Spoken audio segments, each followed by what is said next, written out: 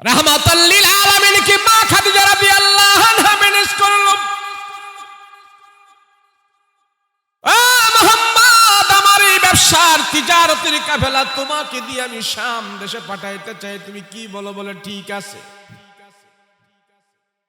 আল্লাহর নবী রাহমাতুল লিল আলামিন মা খাদিজা রাদিয়াল্লাহু আনহার ব্যবসার তিজারতের কাফেলা নিয়ে সিরিয়ায় চলে গেল।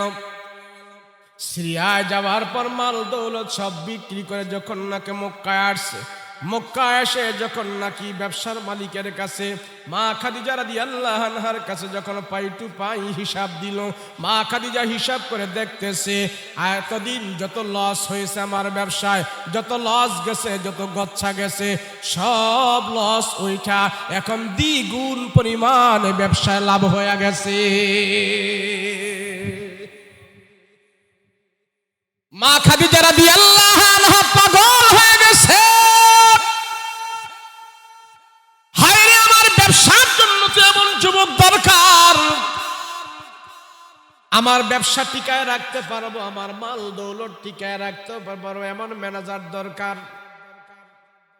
আল্লাহর নবীর কথাবার্তা দেখে, চাল চলন দেখে, নবীজির বেশভূষা দেখে, নবীজির বচন ভঙ্গি দেখে, নবীজির আদর্শের প্রতি মুগ্ধ হয়ে মা খাদিজা চিন্তা করতেছে, ম্যানেজারকে যদি আমি স্থায়ী ম্যানেজার বানাইতে পারি আমার ব্যবসায় অনেক লাভ হবে। সুবহানাল্লাহ বলেন। মা খাদিজা সিদ্ধান্ত নিল, প্রস্তাব দিল, মুহাম্মদ তোমাকে আমি স্থায়ীভাবে ম্যানেজার বানাইতে চাই। বলে কিভাবে? আমার স্বামী মারা গেছে, আমি এখন একা, তুমি যদি রাজি থাকো, আমি খাদিজা আমার বিশাল সম্পত্তি ধন ভান্ডার যা আছে সবকিছু আছে, এগুলির মালিক হইলাম আমি। তুমি যদি রাজি থাকো তাহলে আমার পক্ষ থেকে আমি প্রস্তাব দিলাম, তোমাকে আমার জীবনের সাথী বানাই নিতে চাই। রাহমাতুল লিল আলামিন বলে, আমার ধন সম্পদের দরকার নাই, আমার বিবাহের বয়স হয়েছে, কিন্তু আমি একা সিদ্ধান্ত নেব না, আমার গার্জিয়ান আছে। কে গো তোমার গার্জিয়ান কে?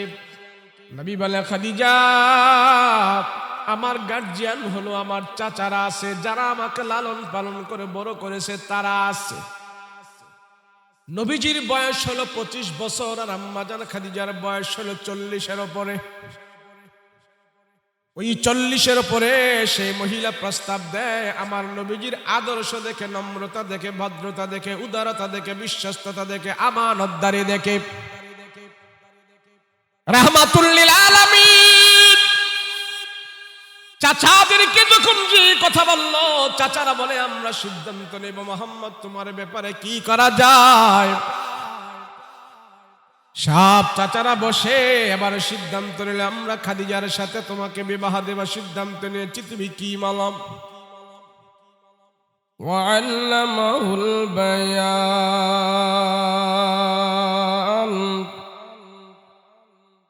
ওয়া আতানাল ঈমান وخلقنا المسلمين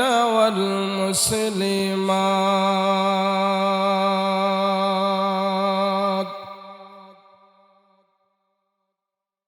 صلى الله تعالى عليه وعلى آله وأصحابه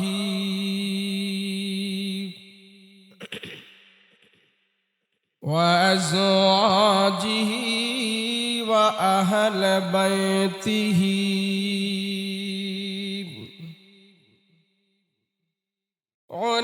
علماء أمته وفقهاء ملته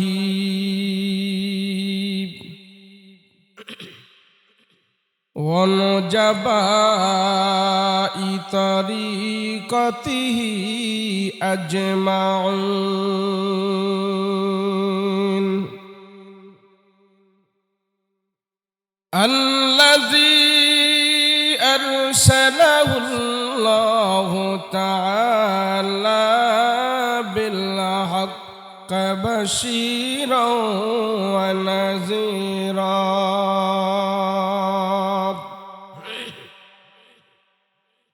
وداعيا إلى الله بإذنه وسراجا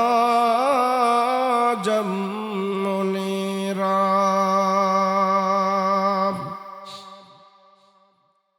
أما بعد فأعوذ بالله من الشيطان الرجيم بسم الله الرحمن الرحيم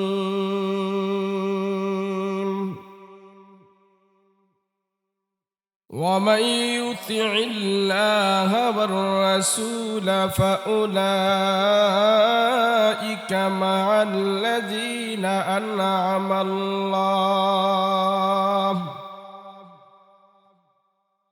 أنعم الله عليهم من النبيين والصديقين والشهداء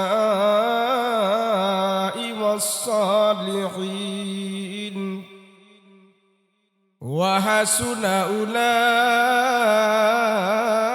رفيقا قال سيدنا رسول الله صلى الله عليه وسلم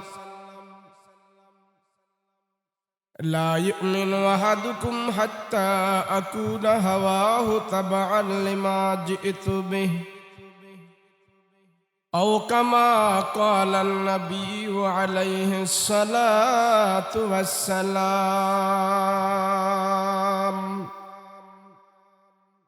وقال تعالى في شان حبيبه ومحبوبه وما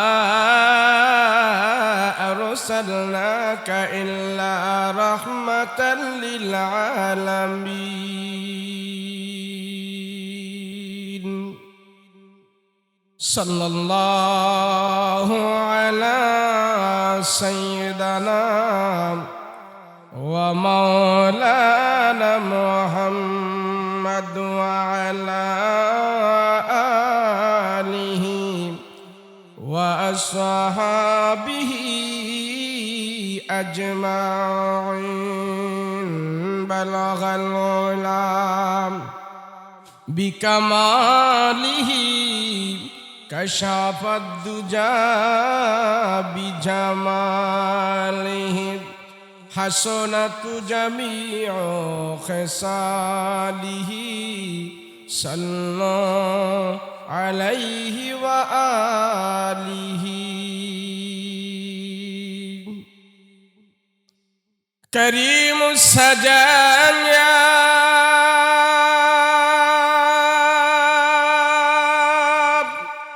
جميل الشيم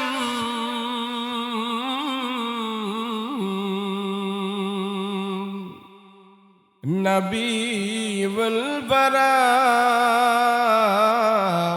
شفيع الأمم بلغ العلا بكماله كشف الدجى بجماله حسنت جميع خصاله صلى عليه وآله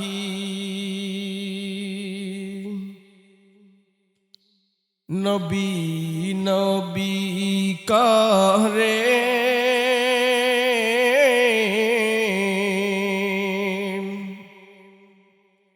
আর কত কাল আমি কাঁদব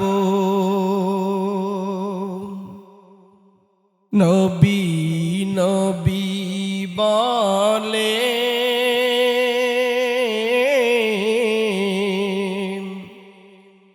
আর কত কাল আমি কাঁদব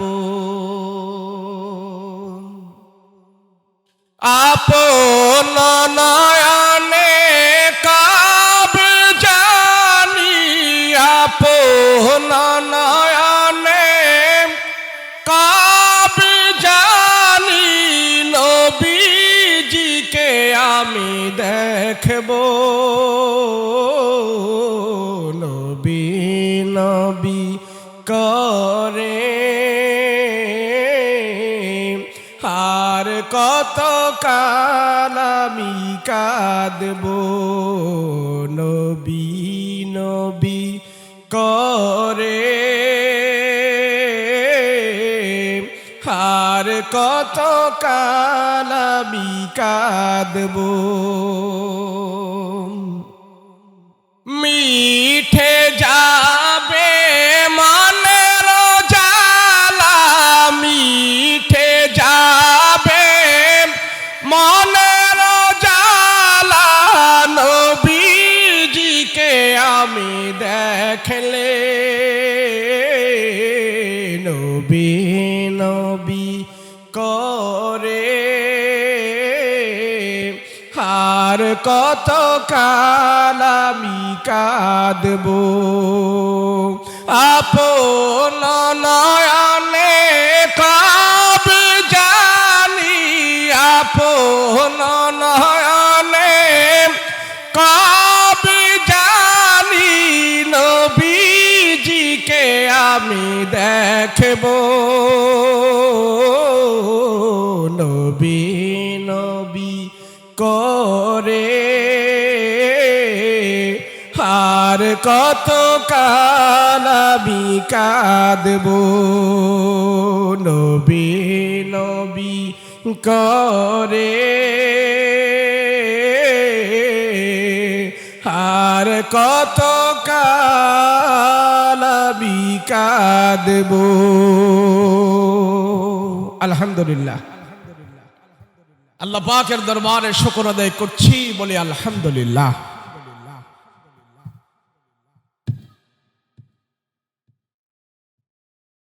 আল্লাহ যারে দয়া করে, মায়া করে, আপন করে, রহমতি বরকতি নজর দি কোরআন ও হাদিসের আলোচনা শুনবো এবং বলবো, সেই হিসাবে আল্লাহ আপনাকে আমাকে এখানে একত্র করেছেন।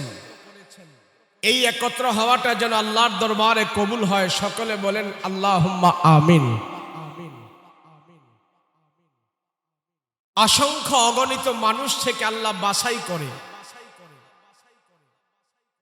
আমাদের কিছু মানুষকে আল্লাহ এখানে বসার তৌফিক দিয়েছেন। এই বসাটা আমার আপনার শক্তি পাওয়ার ক্ষমতার বলে নয়, আল্লাহ পছন্দ করেছেন, সেই জন্য আমি আপনি এখানে বসতে পেরেছি।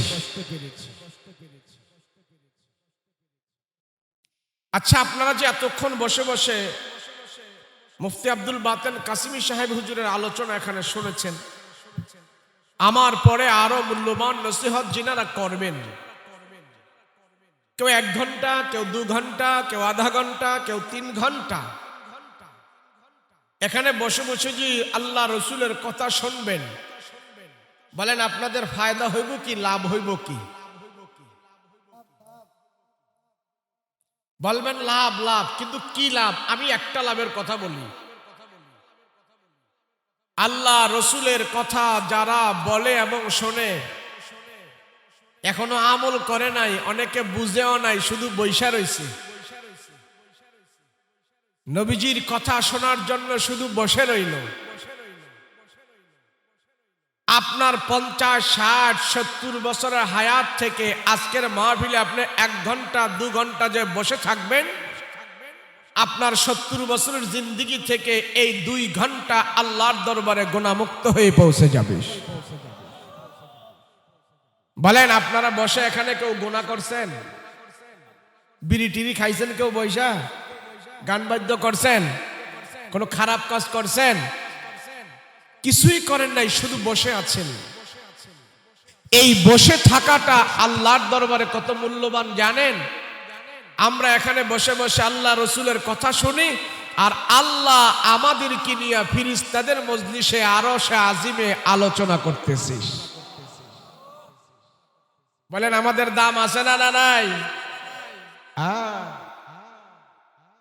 আমরা আল্লাহর কথা বলি জমিনে বসে, আল্লাহ আমাদের আলোচনা করে আকাশে ফেরেশতাদেরকে নিয়ে। সুবহানাল্লাহ বলেন। এই জন্য এটা গুনাহমুক্ত মজলিস। কি মজলিস? গুনাহমুক্ত। এখানে কোনো গুনাহ হচ্ছে না। এই জন্য সংখ্যায় কম।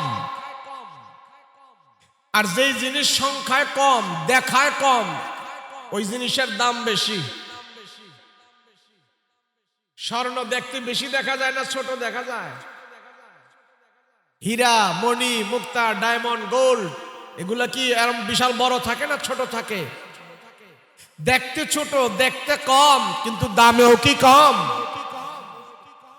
আমাদেরও আজকে দেখতে সংখ্যায় কম, কিন্তু আমাদের দাম অনেক বেশি। কথা বলেন ঠিক কিনা?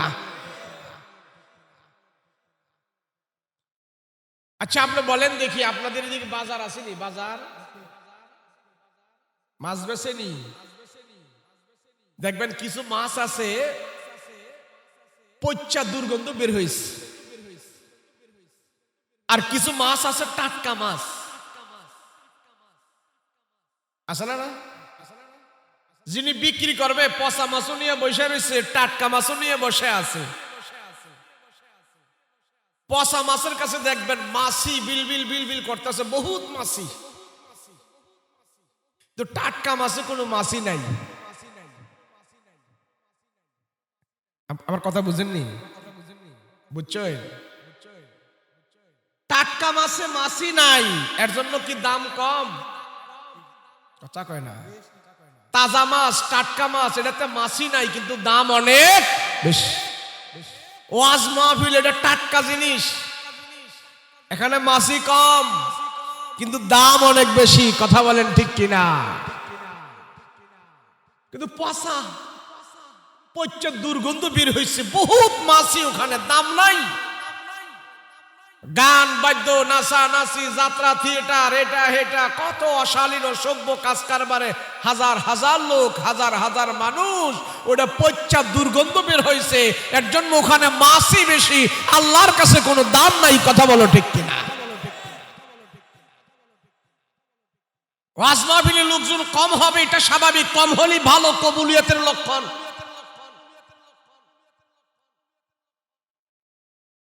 এই যে আমি তো যুক্তি দিয়ে বুঝাইতেছি, জান্নাতেও মানুষ কম হবে, জাহান্নামে মানুষ বেশি হবে। আচ্ছা পৃথিবীতে কি কাফের বেঈমান বেশি নাকি মুসলমান বেশি? কথা কন না দেই, সবাই কন না। কি বেশি? কাফের মুশরিক বেশি। বেহেশতে যাইব নি? কথা কন না, একটাও যাইব না।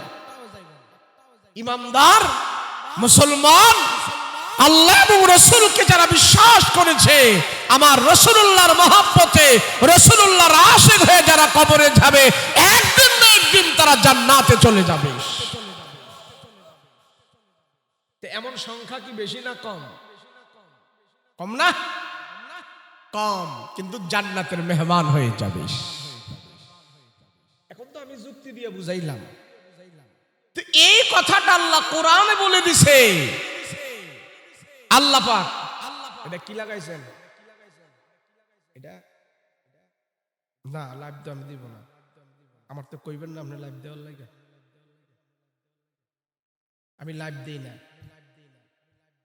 দেহ প্রবাসী। আমি একটা কথা বললে কথাটা লাইভ দিলে আর আমার কাছে থাকে না, এটা আরেকজনের কাছে চলে গেছে। এই কথাটার মালিক আর আমি না। এখন আমি কথা বলতে গেলে এদিক সেদিক হইতেই পারি। যারা কথা বেশি বলে, প্রতিদিন যারা কথা বলে, তাদের কথায় কিছু ভুল হইতেই পারে। এর জন্য আমার অনিচ্ছাকৃত ভুল যদি আপনার লাইভে চলে যায়, আর এটা নিয়ে যে কোনো মানুষ আমাকে যা কিছু করতে পারে, এর জন্য আমাদের জন্য লাইভ দেওয়াটা মুশকিল। বুঝছেন না? দরকার আপনি কতটুক দিচ্ছেন, এতটুক দেওয়ার পরে আর বন্ধ করে দেন, দিয়েন না, আমাকে সমস্যা হয়। বুঝেন না? পরিস্থিতি সব বুঝা চলন লাগে আমাদের। বুঝেননি? কের বক্তায় ওয়াজ করে গেছে 6, কিন্তু এটা ইসলাম বিদ্বেষীরা পরের দিন এটার 9 বানায় নেটে ছেড়ে দিব। বক্তায় ওয়াজ করে গেছে 9, হেরাইডারে কারসিট করে পরের দিন এটা নেড়ে ছেড়ে দিব 6। বক্তায় কইছে 9, মিডিয়াওয়ালায় ছেড়ে দিছে 6। বক্তায় কইছে 6, মিডিয়াওয়ালায় ছেড়ে দিছে 9।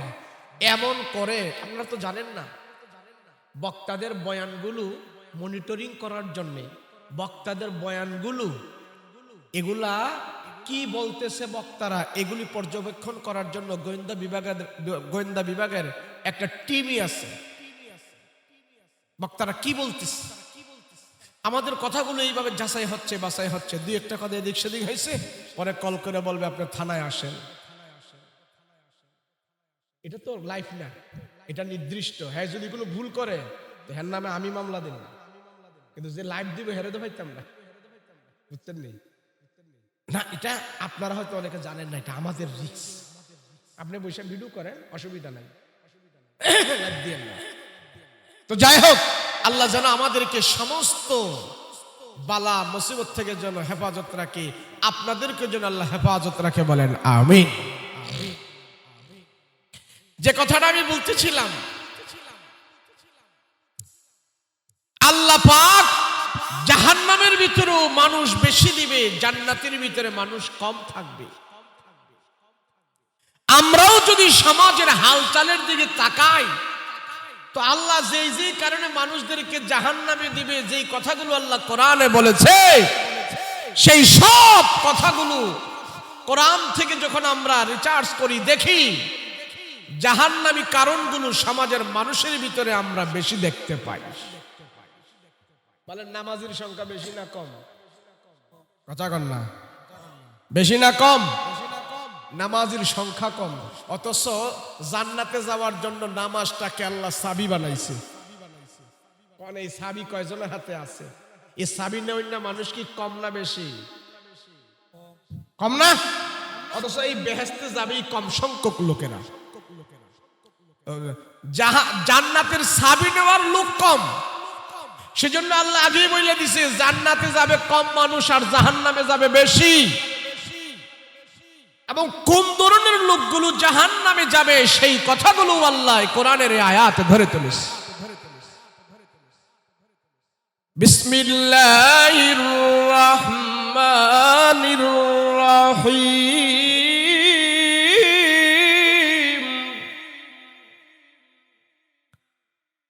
ওয়ালাকাদ জারানা লিজাহান্নামা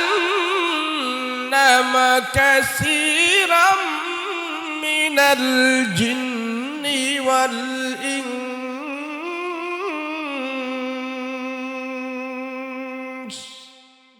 আল্লাহ কয় অবশ্যই অবশ্যই জিন এবং ইনসানের ভিতর থেকে জাহান্নামী যাইব বেশি। আল্লাহ কয়, কে কয়? বলেন না, হুজুরে কয় না আল্লাহ কয়? আল্লাহ বলে জাহান্নামে যাবে বেশি, জান্নাতে যাবে। আল্লাহ তাকিদ করে কইছে। এই আয়াতের লাস্টে আবার বলতেছে কোন ধরনের মানুষগুলো জাহান্নামে যাবে বেশি, ওই তাদের আলোচনা আল্লাহ এই আয়াতের শেষে করেছে। লাহুম কুলুবুল লা ইয়াফকাহুনা বিহা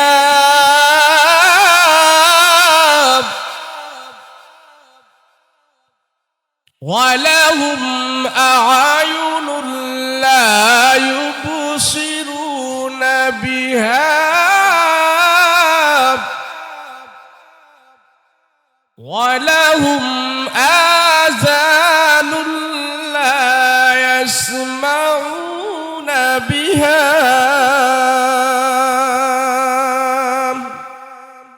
তিনটা কথা এখানে বলছে। যারা জাহান্নামে যাইব এদের কান আছে, এদের চোখ আছে, এদের দিল আছে, এইগুলো থাকার পরেও তারা আল্লাহকে চিনে না, কোরআনকে তারা দেখে না, কোরআনের হুকুম মানে না, আল্লাহর হুকুম মানে না। এই সমস্ত মানুষগুলোই পাড়া মহল্লায় বেশি, আর এদের জন্যই আল্লাহ বলে তাদেরকে আমি জাহান্নামে দিব। এই জাহান্নামের সংখ্যাই সমাজে হবে বেশি। এটা কিন্তু আমার তাফসীর না, এটা সরাসরি কোরআনের আয়াত। জানো এই সমস্ত মানুষগুলো জাহান্নামী হবে। তোমাদের কাছে তারা মানুষ, আমার আল্লাহর কাছে তারা মানুষ নয়। তোমাদের কাছে 2 পাওয়ালা মানুষ, আর আমার আল্লাহর কাছে তারা 4 পাওয়ালা জানোয়ারের মতো। এই ছেলেরা বসো বসো।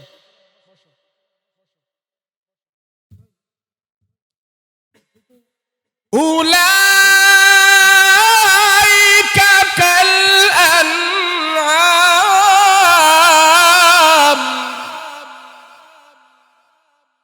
বাল হুম আদাল উলাইকা হুমুল গাফিলুন।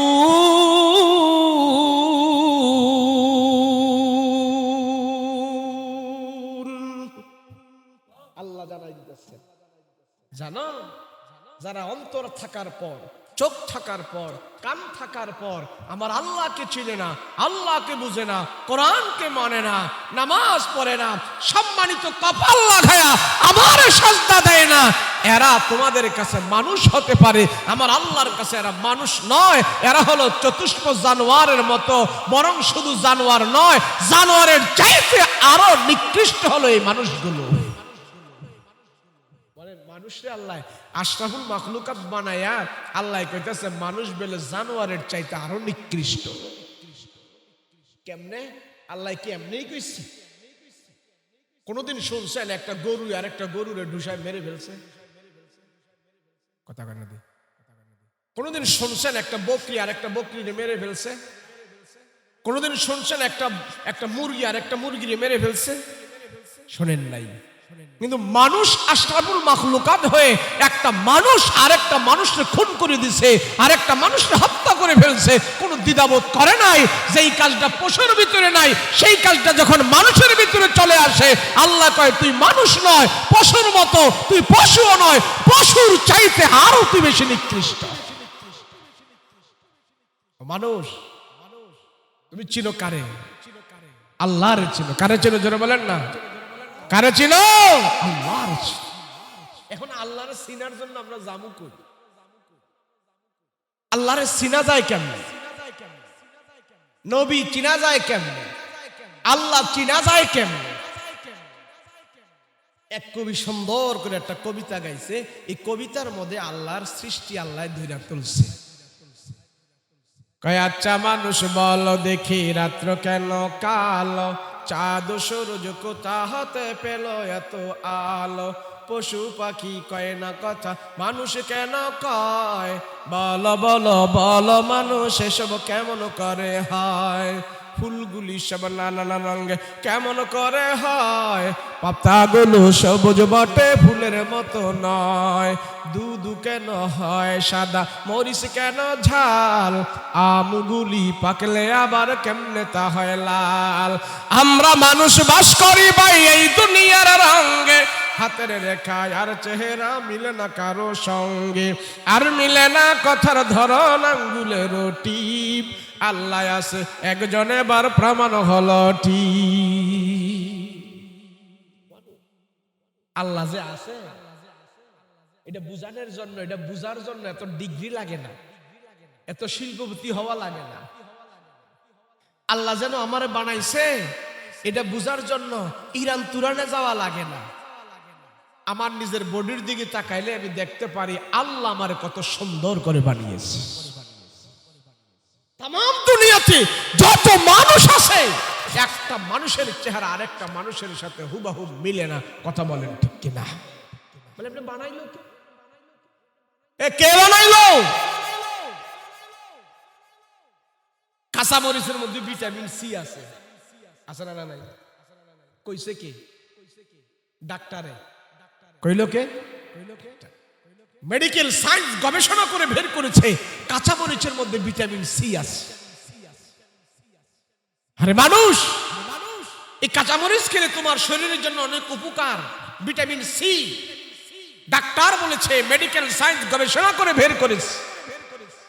যদি ডাক্তাররা আর একটু গবেষণা বেশি করে করতো, যে কাঁচা মরিচে তো ভিটামিন সি পাইলাম, কিন্তু এইবার আমরা খুঁজতে থাকি কাঁচামরিচের মধ্যে ভিটামিন সি কোন ডাক্তার ঢুকাইলো, ওই ডাক্তারটা কে কে কে কে কে করলেই ওই ডাক্তাররাও আল্লাহকে পাইয়া যাইতো। কথা বলেন ঠিক কিনা? কাঁচামরিচে কোনো ডাক্তারে ভিটামিন দিছে? হ্যাঁ, কোনো মেডিকেল সায়েন্স দিছে? দিছে কে? আল্লাহ। মানুষ আল্লাহ রয়েছে। আপনাদের এটা কোন থানা? ছাতক থানা। ছাতক? তাহলে ছাতক থানা হইলে আপনারা ছাতক থানাবাসী যারা আছেন প্রত্যেকের হাতের মধ্যে এই যে ফিঙ্গারের ছাপ আসেনি? আছে? যখন বাংলাদেশ ছেড়ে কোনো মানুষ ইউরোপে যায়, মিডল ইস্টে যায়, এয়ারপোর্টে গেলে কি বলে? সাইন রাখে? ইমিগ্রেশন পার হওয়ার সময় কি দলিল রাখে? ব্যাংকের চেক রাখে? কি রাখে? টিপ দাও, টিপ দাও, 2 আঙ্গুল দাও, 4 আঙ্গুল দাও, 10 আঙ্গুল দাও। কারণ কি? তুমি পৃথিবীর যেখানেই যাবি, আমার দেশে তুমি অন্য দেশ থেকে আমার দেশে প্রবেশ করেছো, আমার দেশে যদি কোনো অকারেন্স করো, যখন আবার এই এয়ারপোর্ট দিয়ে পার হবে, পাস হবে, তোমার এই ফিঙ্গারের ছাপ যখন আবার রাখা হবে, সাথে সাথে তোমার নাম আমাদের কম্পিউটারে বেজে উঠবে। কথা বলেন ঠিক কিনা? পৃথিবীতে যত মানুষ আছে সব মানুষের এই হাতের ফিঙ্গারের ছাপ এক এক রকম, কারোরটার সাথে কারোরটা বনে না। কথা বলেন ঠিক কিনা? ছাতক আর কুমিল্লাবাসীর হাতের ফিঙ্গারের ছাপ মিলে? এই এই ছেলেরা, এই মোবাইল নামাও, কথা শোনো। হাতের ফিঙ্গারের ছাপ মিলে না। কুমিল্লা আর ছাতক তো দূরের কথা, বাবারটার সাথে তো পোলারটারই মিলে না। কথা বলেন ঠিক কিনা? বলে এমন করে বানাইলো কে? যারা বলেন না কে বানাইলো? আল্লাহ কয় তোমরা দুনিয়াতে এত বিল্ডিং, অট্টালিকা, প্রাসাদ, বিমান, কামান, এরোপ্লেন হেরোপ্লেন যা বানাইছো, বেশি বাহাদুরি করো তো সামান্য কিছু একটা জিনিস আমি তোমারে দিলাম, পারলে বানায়া দেখো। তোমার হাতের ফিঙ্গারের ছাপ অন্য মানুষের ফিঙ্গারের ছাপ তুমি নকল করে পারলে তুমি দেখায় দাও। এমন ব্রেন আমি আল্লাহ কাউকে দেই নাই। কথা বলেন ঠিক কিনা? তার নাম কি? বলেন না, তার নাম কি? তারে ছিল আরব দেশের মানুষেরা। আমার নবীজি দুনিয়াতে আসার আগে আরবের জাহেলেরা আল্লাহ চিনে নাই, নবী চিনে নাই, আখেরাত বুঝে নাই। আখেরাত বুঝছে তাদের মন মতো বুঝছে। কিসের মতো? মন মতো। ঈসা নবী থেকে নিয়ে আমাদের নবী পর্যন্ত 600 বছরের এখানে একটা গ্যাপ ছিল। কয়শো বছর? এই 600 বছর পৃথিবীতে কোনো নবী রাসূল আসে নাই। এই 600 বছর আসমানি কিতাব পয়রা বুঝানোর মতো লোক ছিল না। এই 600 বছর আখেরাত সম্পর্কে কেউ দাওয়াত দেয় নাই। ওয়াজ ছিল না, বক্তা ছিল না, খতিব ছিল না, পীর মাশায়েখ ছিল না, ওলি আবদাল ছিল না। সব ছিল দুনিয়াদার এবং সব মানুষ ছিল, কিন্তু আখেরাতের জ্ঞান ছিল না। আসমানি কিতাবের জ্ঞান তাদেরকে দেওয়ার মতো কেউ ছিল না।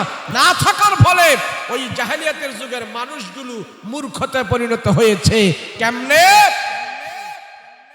যদি আসমানি জ্ঞান না থাকে, কোরআনের জ্ঞান না থাকে, রাসূলুল্লাহর জ্ঞান না থাকে, না থাকলে হবে কি জানেন? মন মতো ইসলাম মানা শুরু করবে। যে যেটা বলবো ওইটারে ধর্ম মনে করবে।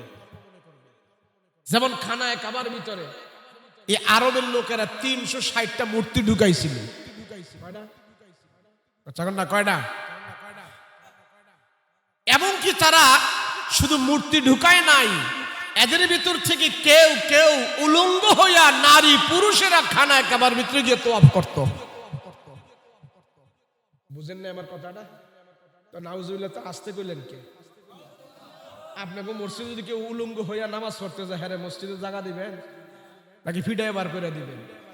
তো মক্কার এই কাফেররা জামা কাপড় খুললা উলঙ্গ হইয়া এরা খানায় কাবায় গিয়ে তোয়াফ করত। তো কেউ কেউ জিগায়, তাই তোমরা এইভাবে জামা কাপড় খুলে একবারে উলঙ্গ হয়ে নারী পুরুষেরা খানায় কাবায় ঢুকছো, এটা কেমন? না, আমরা তো সোয়াবের নিয়তে ঢুকছি। এর নিয়তে? সোয়াবের নিয়তে। আরে উলঙ্গ হয়ে ঢুকলে সোয়াব হবে, কে বলছে তোমাদেরকে? জানো না? আমাদের এই জামা কাপড় পরে আমরা অনেক গুনাহ করেছি, আমরা সুদ খাইছি, ঘুষ খাইছি, জিনা করছি। তো এই গুনাহের কাপড় চোপড় নিয়ে যদি আমরা আল্লাহর ঘরের ভিতরে যাই, খানায় কাবায় যাই, তাহলে এটা কেমন খারাপ দেখা যায় না? সেই জন্য যেই কাপড় পরে আমরা গুনাহ করছি এডি গায়ের টেনে খুইলা সব ফালাই দিয়া এরপরে আমরা উলঙ্গ হইয়া খানায় কাবায় ঢুকছি সওয়াবের নিয়তে। বুঝেন আল্লাহ? ভালো মানুষের যদি মাথা খারাপ হয় হেরে পাগল কয়, পাগলের মাথা খারাপ করলে যা হয় এদের অবস্থা তা হইছে। আরে মানুষ নবী রাসূল না থাকার কারণে তাদের যে অবস্থাটা হয়েছে, জিজ্ঞেস করে খানায় কাবায় উলঙ্গ হয়ে ঢুকছো, কয় সওয়াবের নিয়তে ঢুকছি, গুনাহ করছি, জামা কাপড় পরে এগুলি ভালাই দিয়ে আসছি। তো জামা কাপড় পরে গুনাহ করছে এর জন্য জামা কাপড় বাদ দিয়া উলঙ্গ হয়ে ঢুকছো, তো যে যন্ত্রপাতি দিয়া গুনাহ করছো হেডিও তো কাটটা লাগানোর দরকার ছিল, ঠিক না? কিন্তু আসমানি কোরআনি জ্ঞান নাই, আসমানি জ্ঞান নাই। নবী রাসূল ছিল না 600 বছর। কয়শো বছর ধরে কর? 600। ওই জাহেলিয়াতের সমাজে আল্লাহ আমার রাসূলকে প্রেরণ, ওই অসভ্য এক সমাজে মুহাম্মদুর রাসূলুল্লাহকে সম্ভ্রান্ত পরিবারে আল্লাহ পাক দিয়েছেন। নবীজি সেই সমাজটাকে সোনার সমাজে পরিণত করে দিয়েছে। সুবহানাল্লাহ। নবী ছাড়া এটা কারো দ্বারা সম্ভব ছিল না। কথা বলেন ঠিক কি না? আল্লাহ জানে আমার নবীরে কখন পাঠাইতে হবে। কেরে এদের ওষুধ অ্যান্টিবায়োটিক ছাড়া লোকাল ওষুধে কাম হইতো না, আর আমার রাসূল হলো তাদের জন্য অ্যান্টিবায়োটিক ওষুধ। কথা বলেন ঠিক কি না? নবীজি আসছে, নবীজি আসার পরে আস্তে আস্তে করে নবীজি বড় হয়েছে। 8 বছর, 9 বছর, 10 বছর, 12 বছর, 20 বছর, 30 বছর, 40 বছরে যাওয়ার পর আল্লাহ এবার ঘোষণা করছে, নবীজি এবার কালেমার দাওয়াত আপনি শুরু করেন। 40-এর আগে বলে নাই। 40-এর আগে মক্কার কাফের মুশরিকরা সবাই শুধু দেখছে মুহাম্মদ রে। নবীজি কথায়, জবানে, ওয়াদায়, সব দিক দিয়ে মুহাম্মদ এক নম্বর।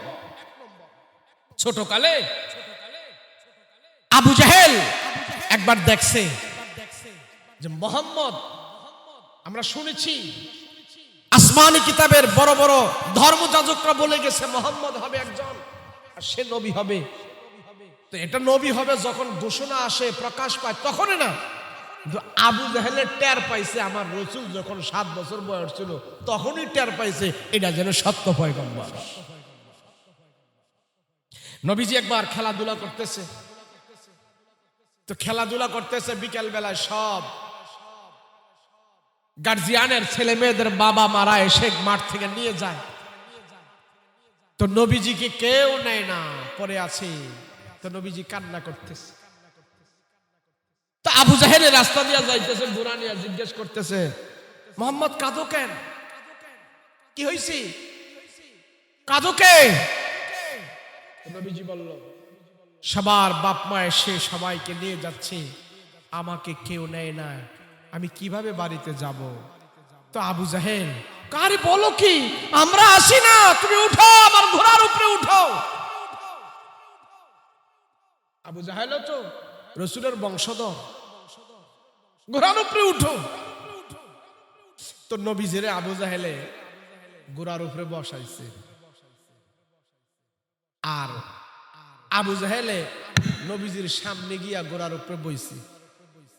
বসার পর এবার ঘোড়া মাটির মধ্যে যে 4 ঠ্যাং বাঁকা করে পড়ছে, আবু জাহেল ঘোড়ার উপরে বৈশা ঘোড়ারে টান দেয়, উঠ উঠ। এমন জোরে জোরে টানতেছে, ঘোড়া আর উড়ে না। আবু জাহেলের হাতে যে চাবুক ছিল, এই চাবুক দিয়ে এমন জোরে বাড়ি দিছে, সিরাতের কিতাবে লেখে ওই ঘোড়ার জবান দিয়ে আওয়াজ বের হয়ে গেছে। ঘোড়া বলতেছে, ও আবু জাহেল, মুহাম্মদকে যতক্ষণ পর্যন্ত সামনে না বসাবি অতক্ষণ পর্যন্ত আমি ঘোড়া বসছি, এক কদম আর সামনে যাব না। আবু জাহেল টের পাইছি মুহাম্মদ যে কে, আমি টের পাইছি। সুবহানাল্লাহ বলেন না। এবার নবীজিকে আবু জাহেলে সামনে বসাইছে আর আবু জাহেল পিছনে বসছে। ওই আবু জাহেলের গুড়াটা লাভ দিয়া দাঁড়াইয়া এমন দ্রুত বেগে চলছে, আবু জাহেল বলে আমার ঘোড়াকে এত দ্রুত বেগে চলতে আমি কোনো দিন দেখি নাই। আবু জাহেল ছোট কালে টের পাইছে এটা যেন সত্য পয়গম্বর, কথা বলেন ঠিক কিনা? চলছি চলছি চলছি, চলতে চলতে বয়স আমার রসুলের 25 বছর।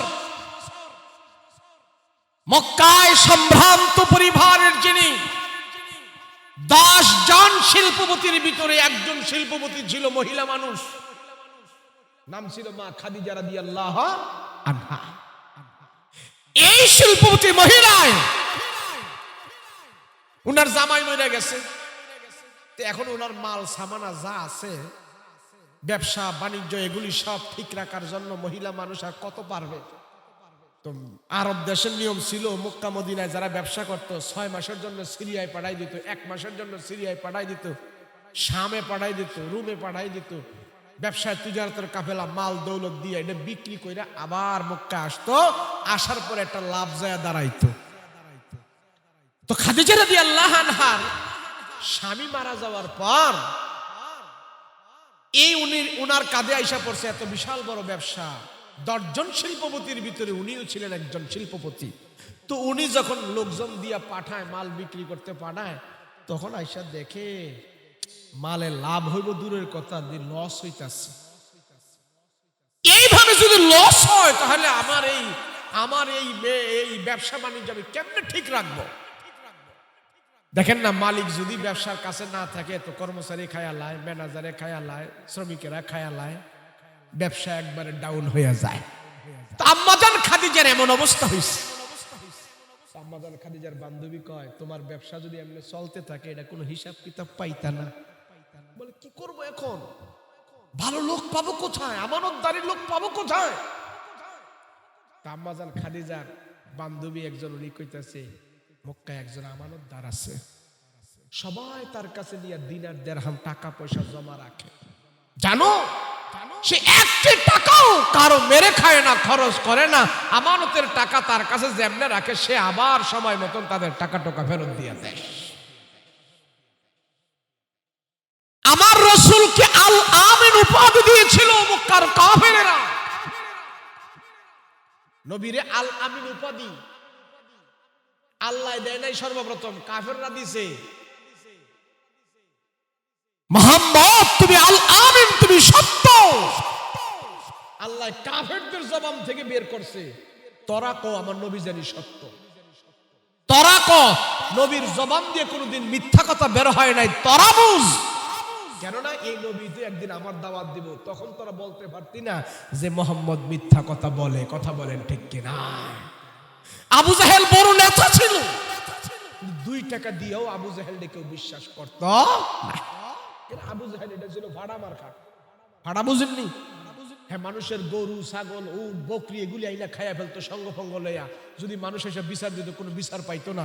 গরিবের ধন সম্পদ সব আবু জাহেল মাইরে খেয়ে ফেলতো। খালি পোলা প্যান্ট লাগাই দিত, হ্যাঁ গরু নিয়ে আইস, হ্যাঁ ওট নিয়ে আইস, হ্যাঁ বকরি নিয়ে আইস, খালি আনিস, খালি আনিস, আমার কাছে আনিস। এক প্রকারের লোক আছে না সমাজে, খালি আমারে দিস, আমারে আনিস। আমি কারোর দিতাম না, খালি আমার কাছে আনিস। এমন আনিস গ্রুপের সভাপতি ছিল আবু জাহেল।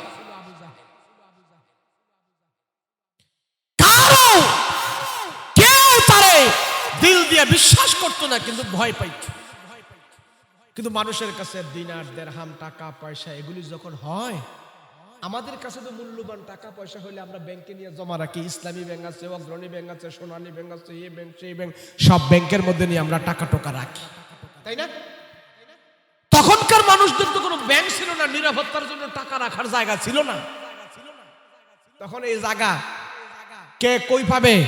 সব মক্কার কাফেররা আমার নবীজিকে আমানতের ব্যাংক হিসাবে ব্যবহার করেছিস। আমার নবী রাহমাতুল লিল আলামিন সব কাফির মুশরিকদের কাছে পয়গম্বর একজন বিশ্বস্ত মানুষ হয়েছিলেন, বিশ্বস্ত নবী ছিলেন, বিশ্বস্ত ছিলেন। সবাই বলে আমাদের মূল্যবান সম্পদ যদি আমরা মুহাম্মদের কাছে জমা রাখি আমাদের সম্পদটা নিরাপদ থাকবে আমানত থাকবে। ও মুহাম্মদ, এই নাও আমাদের টাকা পয়সা দিনার দিরহাম তোমার কাছে জমা রাখলাম, তোমাকে আমরা বিশ্বাস করালাম। নবীজি কাফির মুশরিকদের কাছে ছিলেন আমানতের ব্যাংক, বিশ্বস্ততার ব্যাংক, সত্যবাদী, নাকার, সালেহ ব্যক্তি ছিলেন নবীজি। এই আমানতদারিতার খবর আম্মাজান খাদিজা রাদিয়াল্লাহু আনহার কানের মধ্যে চলে গেছে। মা খাদিজার বান্ধবী ডাক দিয়া কয়, ও খাদিজা, তোমার ধন সম্পদ যদি টিকাইতে চাও, ব্যবসা যদি টিকাইতে চাও, একজন সত্যবাদী মানুষ লাগবে, আমানতদার মানুষ লাগবে। বলে কই পাবো আমি? বলে মক্কায় একজন আমানতদার ব্যক্তি আছে, আমানতদার একজন যুবক আছে, মক্কায় একজন সত্যবাদী যুবক আছে। ওই যুবকের প্রশংসা সবাই করে। দেখো তারে প্রস্তাব দিয়া তোমার ব্যবসার ম্যানেজার তারে বানানো যায় কিনা, তোমার ব্যবসার জন্য তারে নিযুক্ত করা যায় কিনা। মা খাদিজা রাদিয়াল্লাহু আনহা এবার খবর লাগাইলেন, মুহাম্মাদের কাছে যাও, আমি তাকে বেতন দিব, আমি তাকে মায়না দিব, সে যা চায় তা আমি দেব, তারপরও আমার ব্যবসাটা যেন ঠিক থাকে। তারে বলো তাকে দিয়ে আমার তাজারতের কাফেলা মক্কা থেকে শাম দেশে পাঠাইতে চায়, সিরিয়াতে পাঠাইতে চায়, সে রাজি আছে কিনা বলো। তারা যে খবর দাও, সে যা চায় তা তারে আমি দিতে বাধ্য হব। আমার ব্যবসা ঠিকানার জন্য আমানতদারি ম্যানেজার দরকার। রাহমাতাল লিল আলামিন কি মা খাদিজা রাদিয়াল্লাহু আনহা ম্যানেজ করল। মুহাম্মদ, আমার এই ব্যবসার তিজারতের কাফেলা তোমাকে দিয়ে আমি শাম দেশে পাঠাইতে চাই, তুমি কি বলো? বলে ঠিক আছে। আল্লাহর নবী রাহমাতুল লিল আলামিন মা খাদিজা রাদিয়াল্লাহু আনহার ব্যবসার তিজারতের কাফেলা নিয়ে সিরিয়ায় চলে গেল। সিরিয়ায় যাওয়ার পর মাল দৌলত সব বিক্রি করে যখন নাকি মক্কায় আসছে, মক্কায় এসে যখন নাকি ব্যবসার মালিকের কাছে মা খাদিজা রাদিয়াল্লাহু আনহার কাছে যখন পাই টু পাই হিসাব দিল, মা খাদিজা হিসাব করে দেখতেছে এতদিন যত লস হয়েছে আমার ব্যবসায়, যত লস গেছে, যত গচ্ছা গেছে, সব লস ওইটা এখন দ্বিগুণ পরিমাণে ব্যবসায় লাভ হয়ে গেছে। মা খাদিজা রাদিয়াল্লাহু আনহা পাগল হয়ে গেছে। হায়রে, আমার ব্যবসার জন্য তো এমন যুবক দরকার, আমার ব্যবসা টিকায় রাখতে পারবো, আমার মাল দৌলত টিকায় রাখতে পারবো, এমন ম্যানেজার দরকার।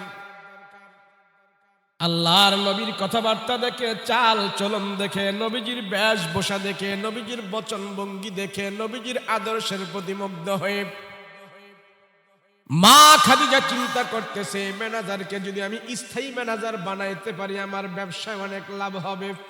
সুবহানাল্লাহ বলেন।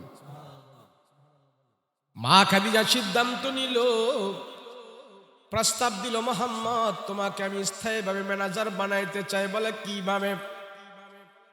আমার স্বামী মারা গেছে, আমি এখন একা, তুমি যদি রাজি থাকো, আমি খাদিজা আমার বিশাল সম্পত্তি ধন ভান্ডার যা আছে সবকিছু আছে, এগুলির মালিক হইলাম আমি। তুমি যদি রাজি থাকো তাহলে আমার পক্ষ থেকে আমি প্রস্তাব দিলাম, তোমাকে আমার জীবনের সাথী বানাই নিতে চাই। রাহমাতুল লিল আলামিন বলে, আমার ধন সম্পদের দরকার নাই, আমার বিবাহের বয়স হয়েছে, কিন্তু আমি একা সিদ্ধান্ত নেব না, আমার গার্জিয়ান আছে। কে গো তোমার গার্জিয়ান কে?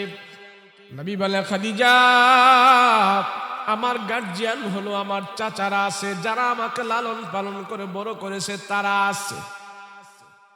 নবীজির বয়স হলো 25 বছর, আর আম্মাজান খাদিজার বয়স হলো 40-এর উপরে। ওই 40-এর উপরে সেই মহিলা প্রস্তাব দেয়, আমার নবীজির আদর্শ দেখে, নম্রতা দেখে, ভদ্রতা দেখে, উদারতা দেখে, বিশ্বস্ততা দেখে, আমানতদারি দেখে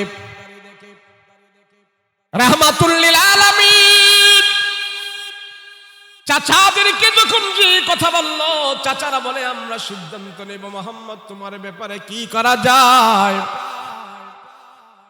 সব চাচারা বসে এবার সিদ্ধান্ত নিলে আমরা খাদিজার সাথে তোমাকে বিবাহ দেবার সিদ্ধান্ত নিয়েছি, তুমি কি মালাম?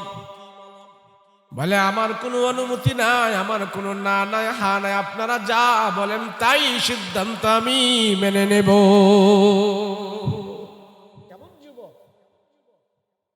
রাহমাতুল্লিল আলামিন বলে আপনারা সিদ্ধান্ত নেন। মুসলমান ভাইরা রে, আমার লম্বা কথা, রাহমাতুল্লিল আলামিন নবী আমার, আরে সরদার দু আলম, বিশ্ব জাহানের সম্রাট, দু জাহানের সম্রাট, ওই নবীজির বিবাহ সম্পন্ন হইল। প্রথম বিবাহ একজন ৪৫ বছরের মহিলার সাথে। মা খাদিজা রাদিয়াল্লাহু আনহাকে যখন বলা হলো মুহাম্মদ রাজি আছে, তুমি প্রস্তাব দিয়েছো, তোমার প্রস্তাবে রাজি আছে, তার চাচারাও রাজি। যেদিন মা খাদিজার বিবাহটা আমার রাসূলের সাথে পড়ানো হয়, আম্মা জান খাদিজা রাদিয়াল্লাহু আনহা আমার পয়গম্বরের কাছে ৪০ কেজি স্বর্ণ নবীকে উপহার দিয়েছিল। ওগো রহমতের নবী গো, আমি খাদিজা খুশি হয়ে ৪০ কেজি স্বর্ণ আপনাকে দিলাম। আল্লাহর নবী সেই স্বর্ণ গ্রহণ করে নাই, এক টুকরা স্বর্ণ নিজের জন্য ব্যবহার করে নাই, সব রাস্তায় কবুল করে দিয়েছে, সব দিয়ে দিস। মুসলমান ভাইরা রে আমার, মা খাদিজা রাদিয়াল্লাহু আনহার সম্পদের অভাব নাই, সম্ভ্রান্ত পরিবারের মহিলা, সম্মানের অভাব নাই, সম্পদের অভাব নাই, নম্রতা, ভদ্রতা, উদারতা আছে। নবীজিকে নিয়ে ঘর সংসার করতেছে, ঘর সংসার করতেছে, এক এক করে যখন ঘর সংসার করা শুরু হলো, নবীজির বয়স হয়ে গেল ৪০ বছর। এখন আল্লাহ পাক উপিন ভাবে আমার পয়গম্বরকে বলে দিলেন ইসলামের দাওয়াত শুরু করেন। রাহমাতুল্লিল আলামিনের আচরণ নম্র ভদ্র, কথাবার্তা দেখা আম্মা জান খাদিজা রাদিয়াল্লাহু আনহা এখন ব্যবসার প্রতি আর মন নাই, নবীজির প্রতি মন চলে আসছে। প্রথম প্রথম বিবাহ বলছিল আমার সম্পদ টিকায় রাখবো, আমার সম্পদের সম্পদ টিকায় রাখবো, আমি শিল্পপতি ধরে রাখবো। এখন আর সেই সম্পদের কথা মনে নাই।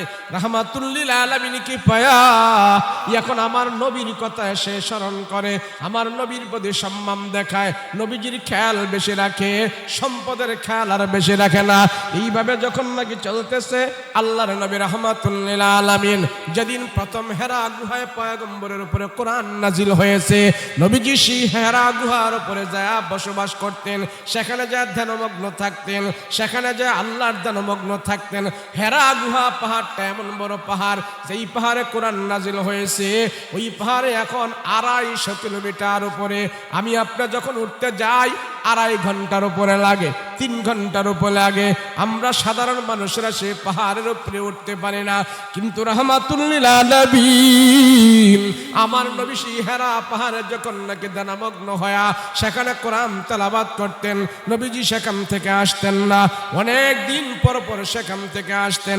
আর মা খাদিজা আমার পয়গম্বরকে সেখানে প্রত্যেক দিন ২ বেলা নবীর জন্য খাবার পৌঁছায়া দিতে। আমরা মক্কায় গেলে, হজে গেলে এই পাহাড় দেখলে, আমি এখন পর্যন্ত উঠি না, আলহামদুলিল্লাহ আপনাদের দোয়ায় বহুতবার গেছি, এখন পর্যন্ত সে পাহাড়ে উপরে দেখলে ছোট ছোট মানুষ দেখা যায়, পিপিলিকার মতো দেখা যায়। এই পাহাড় ওদিক চাইলে আমার মাথা ঘুরে যায়, কারো ২.৫ ঘন্টা, ৩ ঘন্টা, ৪ ঘন্টা পর্যন্ত লাগে ওখানে উঠতে। আর মা খাদিজা প্রত্যেক দিন আমার রাসূলকে সেখানে ২ বেলা খাবার পরিবেশন করে দিয়ে আসতেন। কেমন ভালোবাসতেন! রাহমাতুল্লিল আলামিনের খবর নেই, মহব্বত করে যত্ন নেই। আল্লাহর নবী দিনের দাওয়াতের জন্য যখন নাকি দূর দেশে যাইতেন, মা খাদিজাকে ঘরের ভিতরে দিয়া যাইত। 2 দিন 3 দিন পর্যন্ত আম্মাজান কোনো খাবার পাইতেন না। রাহমাতুল লিল আলামিন 2-3 দিন পরে নবীজির মনে হয়েছে, হায় রে খাদিজা কেমন করে ঘরের ভিতরে আসে, আমি তো কোনো খাবার দাবার দিয়ে আসে নাই। রাহমাতুল লিল আলামিন আমার নবী যখন নাকি দাওয়াতের কাজ শেষ করে আবার যখন নাকি ঘরে আসতেন, ঘরে আইসা দেখে মা খাদিজা রাদিয়াল্লাহু আনহার মুখটা মলিন হয়ে গেছে।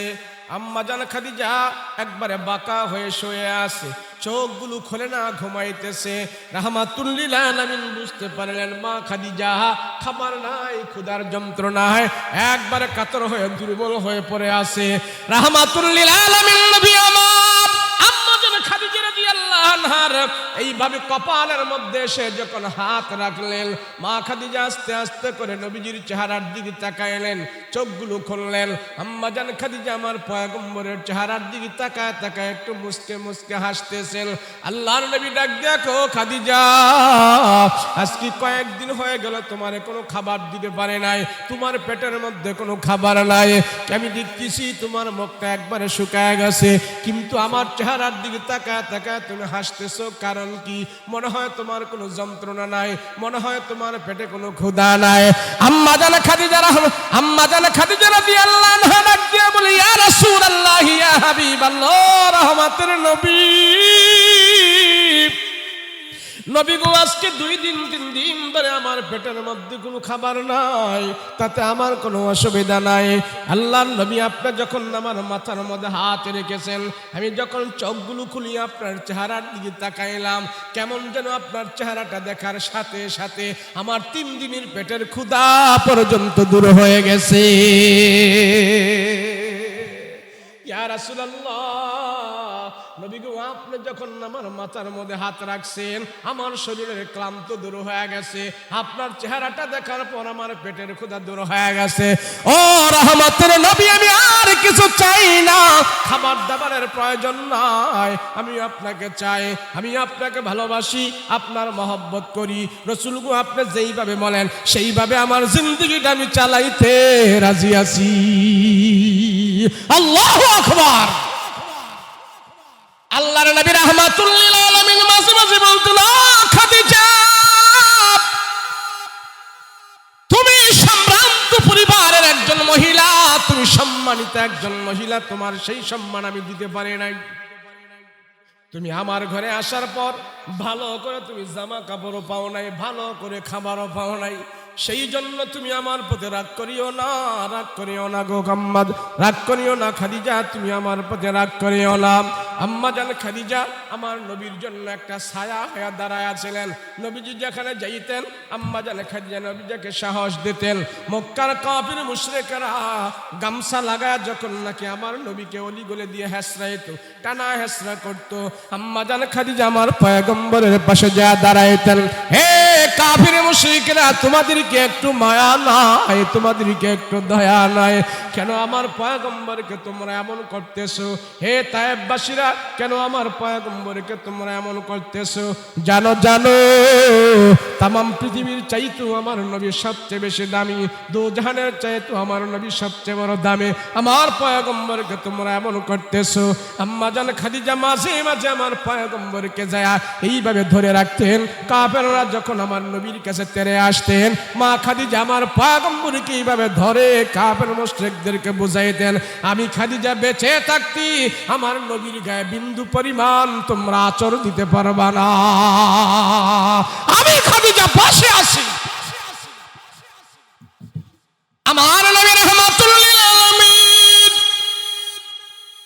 মা খাদিজা রাদিয়াল্লাহু আনহাকে নিয়ে যখন নাকি পয়গম্বর ঘর সংসার করতেছে, নবীজির বয়স যখন 45 বছর হয়ে গেল, আল্লাহর নবী রাহমাতুল লিল আলামিন দেখতে পাইলেন আম্মাজান খাদিজা অসুস্থ হয়ে গেছে, দুর্বল হয়ে গেছে।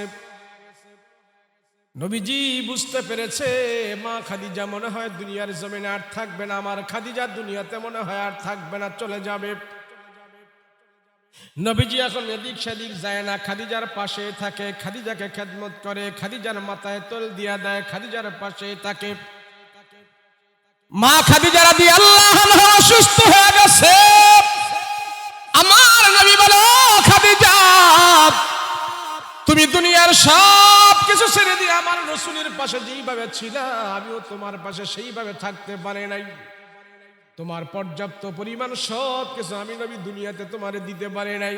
তবে জেনে রাখো, আখিরাতের মধ্যে আল্লাহ তোমাকে বঞ্চিত করবে না, জান্নাতে আল্লাহ তোমার সব ব্যবস্থা করে দেবে।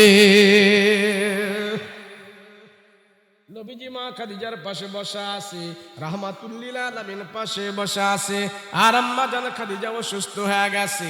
নবীজি মনে মনে ভাবতেছে, মনে হয় দুনিয়াতে বেশি দিন আর থাকবে না, দুর্বল হয়ে গেছে। আল্লাহর নবী রাহমাতুল লিল আলামিনের রানীর উপরে আম্মা জান খাদিজার মাথাটা সের মোবারকটা আছে। নবী রাহমাতুল লিল আলামিন ডাক দেয়া কয়, খাদিজা, ও খাদিজা, তুমি কি চাইবা আমার কাছে চাও, আমি রাসূল তোমাকে দেওয়ার জন্য আজকে প্রস্তুত আছি। আম্মা জান খাদিজা কয়, রাহমাতুল লিল আলামিন, আমি এখনো কয়েকটা জিনিস আপনার কাছে চাইবো, আপনি ভালো করে শুনবেন। কয়েকটা জিনিসের ওসিয়ত করবো, আপনি ভালো করে শুনবেন। কয়েকটা জিনিসের নসিহত করবো, আপনি ভালো করে শুনবেন। নবী গো, বলেন আপনি আমার জিনিসগুলো পুরা করবেন কিনা, আমার জিনিসগুলো আমাকে দিবেন কিনা। আমি এখন যেই জিনিসগুলো আপনার কাছে চাবো, সেই জিনিসগুলো আপনি আমাকে দিবেন কিনা বলেন। আল্লাহর নবী বললেন, খাদিজা তুমি বলো, আমি নবীজি তোমার চাওয়া পাওয়া পুরা করার জন্য প্রস্তুত আছি। বলো কি চাইবো বলো। যদি এমন অফার দেয় স্বামীরা, বর্তমান যুগে যদি স্বামীরা স্ত্রী করে বলে কি চাইবা তুমি চাও, তাহলে কি চাইবো? বুঝেনি তো কি চাইবো। আর মা খাদিজা আমার রাসূলের কাছে কি চাইছে জানেন? নবীজির কাছে আম্মা জান খাদিজা বলে, ইয়া রাসূলুল্লাহ, আমি আপনার কাছে 1 নম্বরে একটা জিনিস চাবো, 2 নম্বরে দ্বিতীয়টা জিনিস চাবো, 3 নম্বরে আমি 3 নম্বর জিনিস চাবো। রাসূল 3টা জিনিস আপনার কাছে আমি চাবো, নবীজি আপনি আমার জন্য দিবেন। আমি জানি আপনি ওয়াদা করলে সেটা মিস করবেন না, আপনি সেটা পুরো করবেন। রাসূল বলে, খাদিজা চাও, আমি তোমার জন্য দিতে প্রস্তুত আছি, তুমি চাও।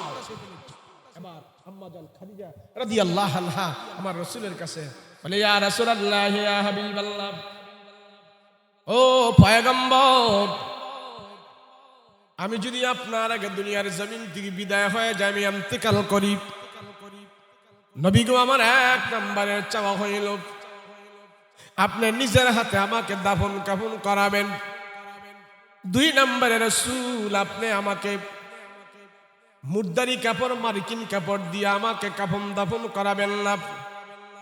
বাজার থেকে নতুন কাপড় কিনে এনে আমাকে আপনার দাফন কাফন করাবেন না। আমার কাপড়ের কাপড়টা অন্য কিছু দিয়ে আনবেন না, কোথাও থেকে আনবেন না, নতুন কাপড় দিয়া দিবেন না। এ খাদিজা, কি দিয়া তাহলে দেব? কেন নতুন কাপড় দিয়া তোমার কাপড়ের কাপড় বানাবো না, কারণ কি? খাদিজা বলে, ইয়া রাসূলুল্লাহ, রাসূল গো, আমার দাবি হইল 1 নম্বরের নসিহত, বাজার থেকে নতুন কাপড় কিনে এনে আমার জন্য কাপড়ের কাপড় বানাবেন না। বলে কি দিয়া বানাবো? রাহমাতুল লিল আলামিনের কাছে আম্মা জান খাদিজা বলে, ইয়া রাসূলুল্লাহ, আপনার গায়ের মধ্যে যে জুব্বাগুলো আছে, জামাগুলো আছে, আপনার গায়ের 2টা ঘামওয়ালা জুব্বা দিয়া আমার কাফনের কাপড় বানাইবেন। অন্য কোনো কাপড় দিয়ে আপনি আমাকে জানাজার দেবেন না, অন্য কোনো কাপড় দিয়ে আমাকে কাফনের কাপড় পরাইবেন না। ওগো রাহমাতুল লিল আলামিন পয়গম্বর, আমার দাবি হইল আপনার 2টা ঘামওয়ালা জুব্বা দিয়ে আমাকে কাফনের কাপড় পরাইবেন।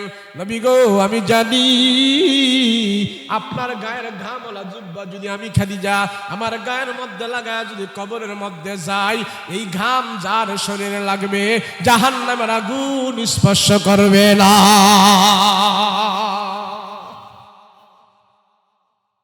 রাহমাতুল লিল আলামিন আমার 1 নম্বর ওসিয়ত, দুনিয়া থেকে বিদায় হওয়ার পর রাসূল আপনি নিজের হাতে আমাকে দাফন কাফন করাইবেন। 2 নম্বর ওসিয়ত, পয়গম্বর গো, আপনার আপনার নিজের গায়ের 2টা গামলা জুব্বা দিয়ে আমার দাফন কাফন করাইবেন, আমার কাপড়ের ব্যবস্থা করবেন। নবীজি আমার 3 নম্বরের ওসিয়ত গো পয়গম্বর। 3 নম্বরের ওসিয়ত হইল, আপনি যখন নাকি আমাকে নিজের হাতে কবরের ভিতরে রাখবেন, কবরের ভিতরে রাখার পর সব সাহাবীরা কবর থেকে চলে আসবে। নবীজি আপনি আমার কবর থেকে চলে আসবেন না, আপনি ওখানে দাঁড়ায় থাকবেন। আমার 3 নম্বর নসিহত, এ খাদিজা, কেন ওখানে আমি দাঁড়ায় থাকলে তোমার লাভ হবে কি? আম্মা জান খাদিজা বলেন, নবী গো, আপনি যতক্ষণ পর্যন্ত দাঁড়ায় থাকবেন, ওই ফেরেশতারা সওয়াল আর জবাব করতে যখন আসবে, আপনি তাদের সওয়াল আর জবাবের উত্তরগুলো দেয়া দিবেন। সেই জন্য আপনি আমার কবরের পাশে দাঁড়ায়া থাকবে।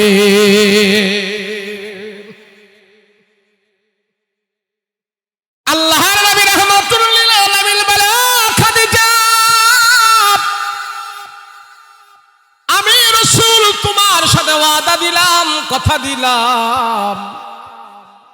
ও খাদিজা, যাও যাও, তোমার ওয়াদাগুলো আমি পুরা করব, তোমার ওয়াদাগুলো আমি পালন করব, কথা দিলাম। মা খাদিজা রাদিয়াল্লাহু আনহা আমার পয়গম্বরের আগে যখন ইন্তেকাল করে, আমার নবীর 2টা ঘামলা জুব্বা দিয়া তার দাফন কাফনের ব্যবস্থা করে, কাপড়ের ব্যবস্থা করে, জানাজার নামাজ পড়ায়া আম্মা জান খাদিজা কেনিয়া যখন কবরের ভেতরে রাখলো, প্রচন্ড রৌদ্রের ভিতরে আমার নবীজি সেখানে দাঁড়ায় আসে। সব সাহাবীদেরকে বলে, যাও যাও, তোমরা চলে যাও। এক সাহাবী বলে, ইয়া রাসূলুল্লাহ, আপনি কে এখানে দাঁড়ায় থাকবেন, এত রৌদ্রের ভিতরে চলে আসেন। নবী বলে, ও সাহাবীরা রে, আমাকে যাইবার কথা তোমরা বারণ করিও না, যাইবার কথা তোমরা বলিও না, আমি এখানে দাঁড়ায় থাকবো। আমার খাদিজার সাথে আমি ওয়াদা দিয়েছি, তার কবরের পাশে আমি দাঁড়ায় থাকবো। তোমরা সবাই চলে যাও, আমি এখানে দাঁড়ায় থাকবো। আমি খাদিজার সাথে ওয়াদা দিয়েছি, তোমাদের সাথে এখন আমি বাড়িতে যেতে পারি না। যাও, তোমরা যাও, সবাই যাও। আল্লাহর নবী রাহমাতুল লিল আলামিন অনেকক্ষণ পর্যন্ত দাঁড়িয়ে আছে। জিবরাইল আলাইহিস সালাতু ওয়াস সালাম এসে ডাক দিয়া বলে, ইয়া রাসূলুল্লাহ, ইয়া হাবিবাল্লাহ, ও রহমতের নবী গো, কেন আপনি এখানে দাঁড়ায় আছেন, কারণ কি? এত রৌদ্রের ভিতরে আপনি এখানে কবরের পাশে, খাদিজার কবরের পাশে কেন দাঁড়ায় আছেন? নবী বলে, খাদিজার সাথে আমি ওয়াদা দিয়েছিলাম, ফেরেশতারা যখন নাকি সওয়াল আর জবাব করতে আসবে, আমি খাদিজার পক্ষ থেকে জবাবগুলো দিয়ে দেব, তার সাথে ওয়াদা দিয়েছি, সেই জন্য আমি এখানে দাঁড়ায় আছি। ফেরেশতারা তো আসে না, কারণটা কি? আল্লাহর নবী কথা বলার পর জিবরাইল আমিন ডাক দিয়া কয়, রাহমাতুল লিল আলামিন, খাদিজার সওয়ালের জবাব আপনি দেওয়া লাগবেন না।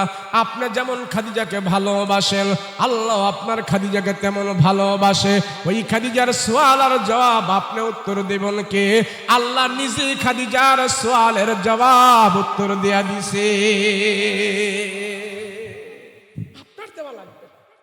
আপনি যেমন ভালোবাসেন, আল্লাহ তেমন ভালোবাসে, বলেন সুবহানাল্লাহ। এদের ভিতরে কি সম্পর্ক ছিল, কি ভালোবাসা ছিল, কি মহব্বত ছিল।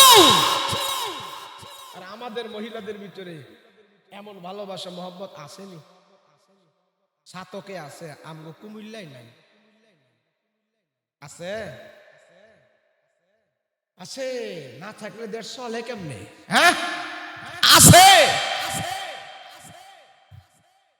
আল্লাহর দিনের বুঝ আমরা পুরুষেরা যেইভাবে ওয়াজ শোনেন, মহিলাদেরকেও হাক্কানি আলেমদের, বুজুর্গদের ওয়াজ এইভাবে শোনার সুযোগ করে দিবেন, দেখবেন ওরা ভালো হয়ে যাবে। আমরা পুরুষ যারা দুনিয়াতে আসছি, সবাই নারী জাতির পেট থেকে আসছি, কথা বলেন ঠিক কিনা? আমার মায়ের জাতির পেট ছাড়া আমরা পুরুষ দুনিয়াতে কোনোদিন আসতে পারি।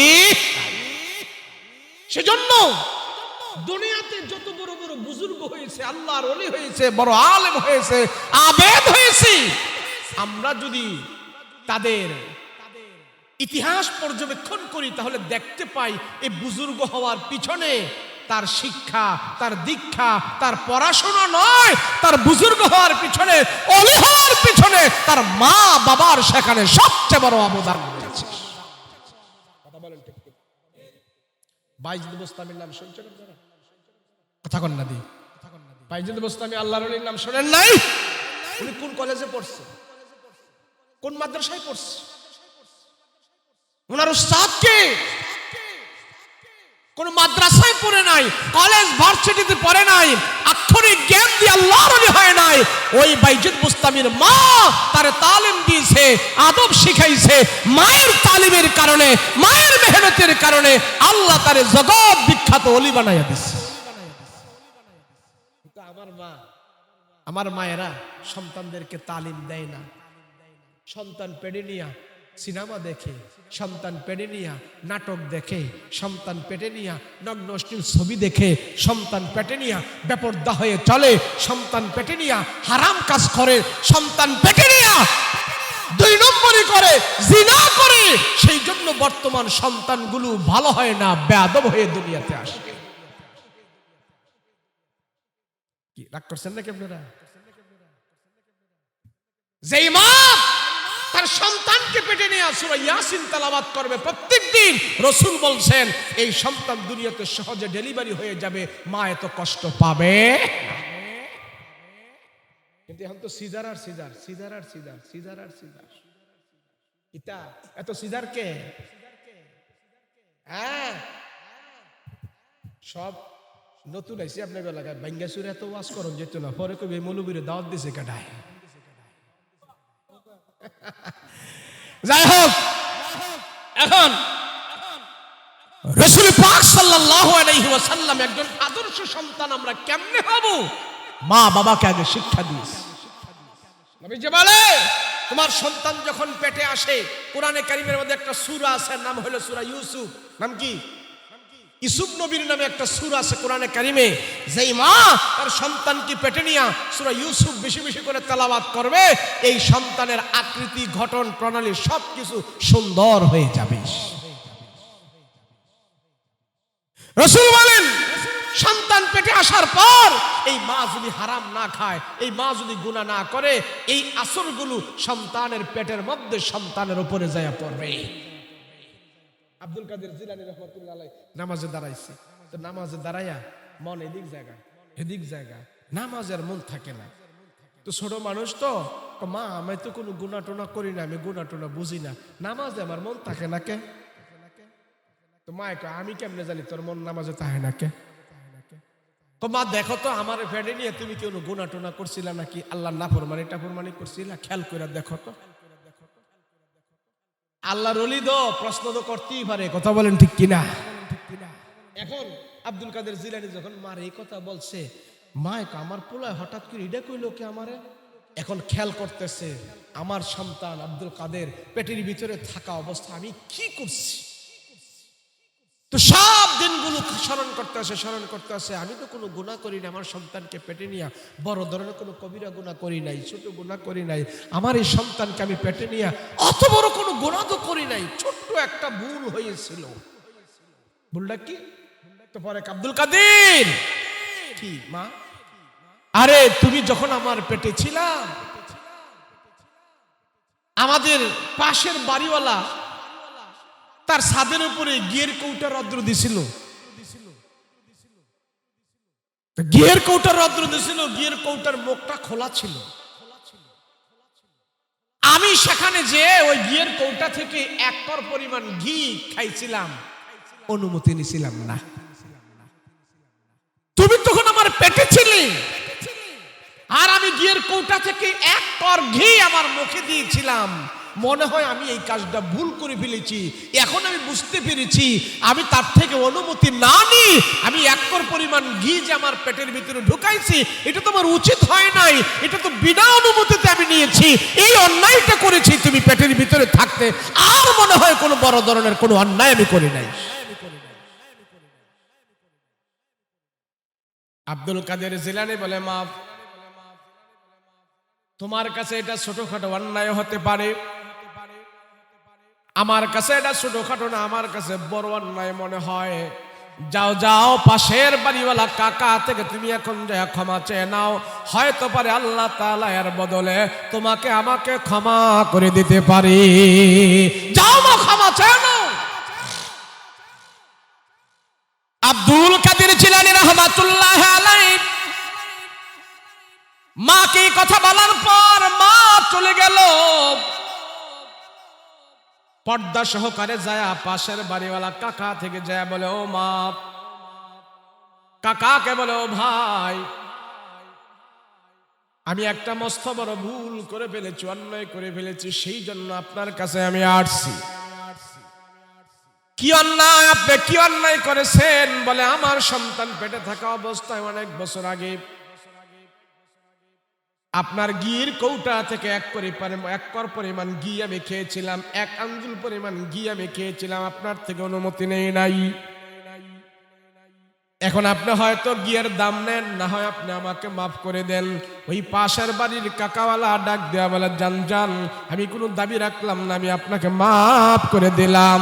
এবার যখন নাকি আব্দুল কাদেরের কাছে এসে বলে, ও আব্দুল কাদের, পাশের বাড়িওয়ালা কাকা থেকে আমি ক্ষমা চেয়ে আসছি, সে আমাকে মাফ করে দিয়েছে। আব্দুল কাদের এবার যায় নামাজের মধ্যে দাঁড়াইল। নামাজের মধ্যে দাঁড়ানোর পর নামাজ শেষ করে এসে মাকে ডাক দেয়া কয়, মাগো, আগের নামাজ আর এখনকার নামাজ আকাশ তফাল পার্থক্য হয়ে গেছে।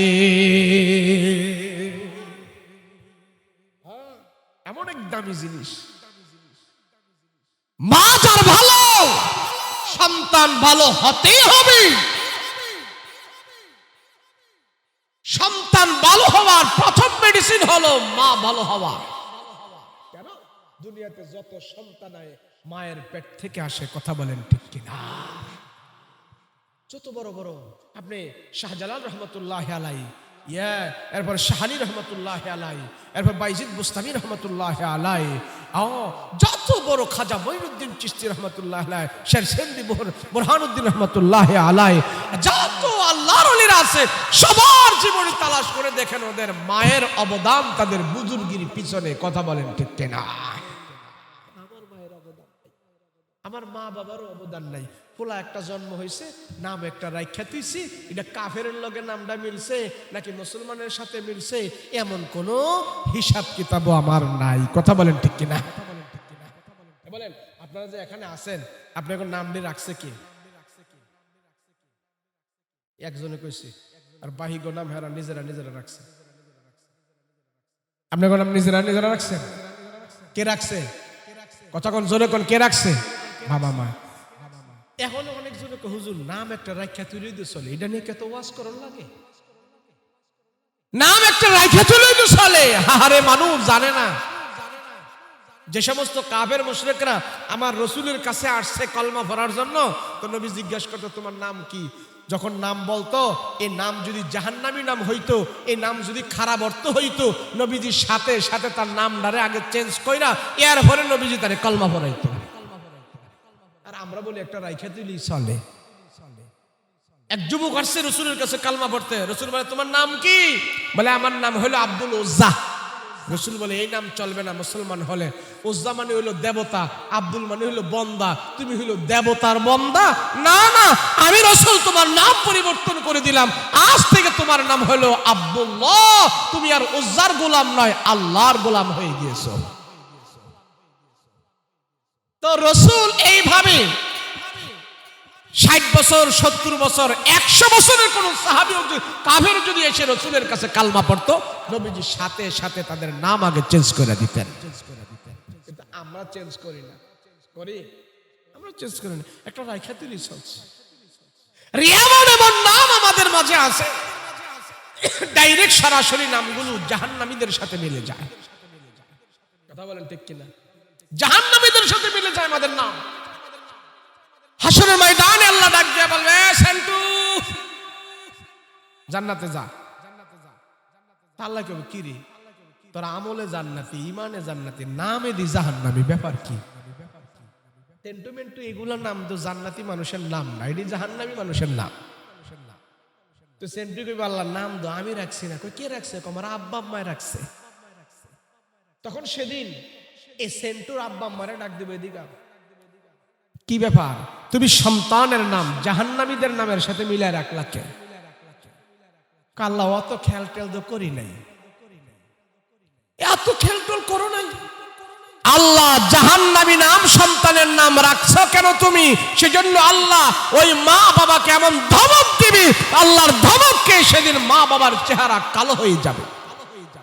কেন সন্তানের নাম জাহান্নামী নাম রাখলি কেন? নাম দিয়ে কিছু হয় না। এরপরও নাম হলো মানুষের সবচেয়ে বড় সার্টিফিকেট। কথা বলেন ঠিক কিনা? বলে নাম যদি একটা রাখা তুই চলে, আমি যদি এখন রসগোল্লার নাম যদি পায়খানা রাখা তুই, কেউ খাইব নি? খাইব কেউ? তো নাম তো অবশ্যই লাগবে ভালো। আপনারা হয়তো এখানে অনেকজনই চিনবেন, আমরা ঢাকায় যেখানে নামাজ পড়াই, আমার এটা হলো দোলাইখাল কলতা বাজার, ঢাকা জসকোডের সামনে আমার মসজিদ। ওখানে আমি 10 বছর জুমার নামাজ পড়াচ্ছি। তো কিন্তু পুরান ঢাকার আওতায় পড়ে, তো তোদের কথাবার্তা একটু পুরান ঢাকার সিস্টেম বুঝেন তো। এই যে শীত পড়তেছে, অনেক মুসল্লি তারাদেরকে মসজিদে আর পাবো না। তো যদি জিজ্ঞেস করি কিরে তোর যদি গরমের মধ্যে মসজিদে দেখিস, শীতের মধ্যে মসজিদে আহ না কে?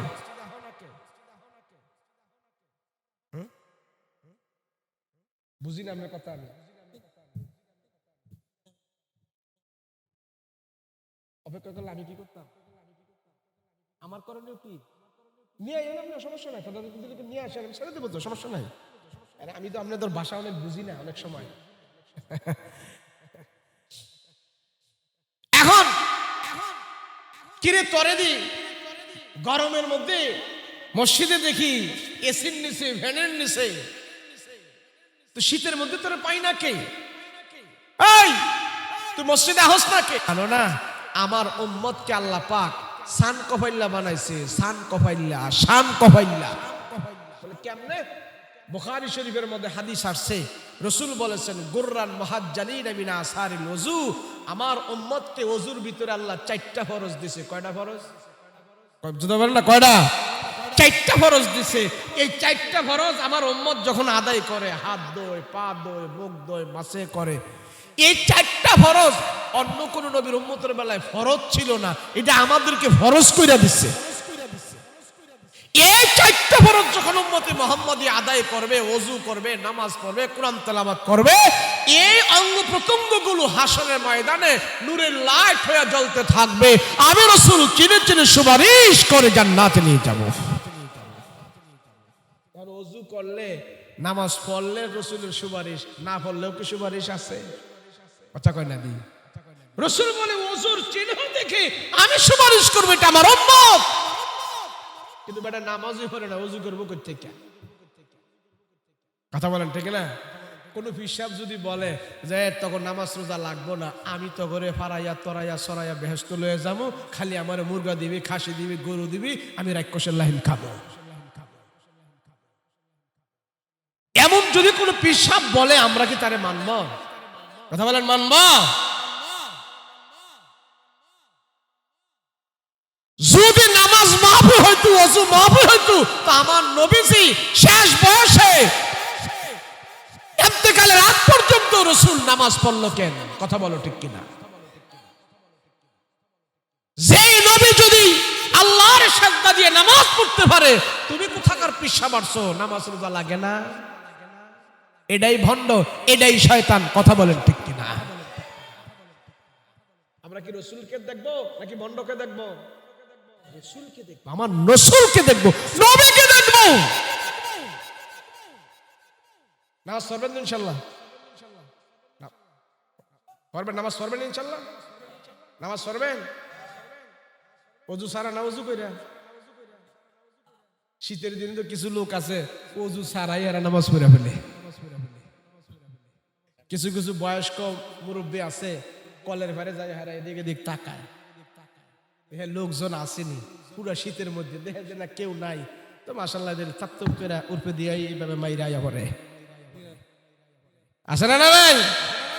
ওযু ছাড়া নামাজ হবে না, গুনাহ হবে, ঈমান চলে যাবে ওযু ছাড়া যদি কেউ নামাজ পড়ে। ওযু করলে লাভ না লস? যেটি ওযু করে না এটি হলো কুইরা। কুইরা বুঝেননি? আপনাদের দেশে কুইরা কয় না আইসা কয়? কুইরা আইসা সবই কয় না। ছোট কালে এই কুইরার একটা কিচ্ছা পড়ছিলাম কয়ালাই হুজুরে আবার আগে। হ্যাঁ, ঢাকা শহর দুই ফকির সারাদিন ভিক্ষা করে শুয়ে রয়েছে। তো ভিক্ষা করে শুয়ে রয়েছে, বিকাল বেলা এক ভদ্রলোক অফিস করে কলা নিয়ে যাইতেছে বাসায়। তো দুইটা শুয়ে রয়েছে, তো এক ফকিরে ডাক ডাকে, স্যার আল্লাহর রাস্তায় একটা কলা দেন না খাই। তো বেচারার মায়া লাগছে, আরে ফকির মানুষ চাইছে, তো একটা কলা ছিঁড়া হেরে দিছে। তো ফকির কে, স্যার আর একটু হুকার করেন না। কি হুকার? কলাটা যখন দিছে না, কলাটা একটু সোলাইয়া দেন না। তো বেচারা চিন্তা করলো, কলা যখন দিছি এই সোয়াবদার রাখা লাভ কি, এটাও কামাই। দিছে কলা সোলাইয়া। স্যার আর একটু হুকার করেন না। কয় কি? একটু হা করছে, মুখের ভিতর ঢুকাইয়া দেন না। তো বেচারা ভদ্র মানুষ, সে কয় কলা দিলাম সুলাইয়া, তো এই সোয়াবার রাখা লাভ কি, দে মুখের ভিতর ঢুকাইয়া। দুই ফকির, তো এক ফকিরে কলা এমনি ভিক্ষা করে খাইছে, দূরে এক পুলিশ তাকায় তাকায় দৃশ্য দেখছে। দেখা পুলিশে কয়, আরে ফকির, সারা রাত শীতের মধ্যে ডিউটি করে কেউ 10টা টাকা দেয় না, তোরে কলা দিছে বেলায় সোডাইয়া মুখের ভিতর ঢুকাইয়া রাখাইতাছি। পুলিশের তো মাথা গরম, এই ব্যাত লইয়া আইসে এই যে ভিড়ে শুরু করছে, এত আরামে ভিক্ষা করা কই পাইছ? তো পাশে আরেকটা শুয়ে রয়েছে, হ্যাঁ স্যার হ্যাঁ ভালো করে দেন, হ্যাঁ বড় স্যার হ্যাঁ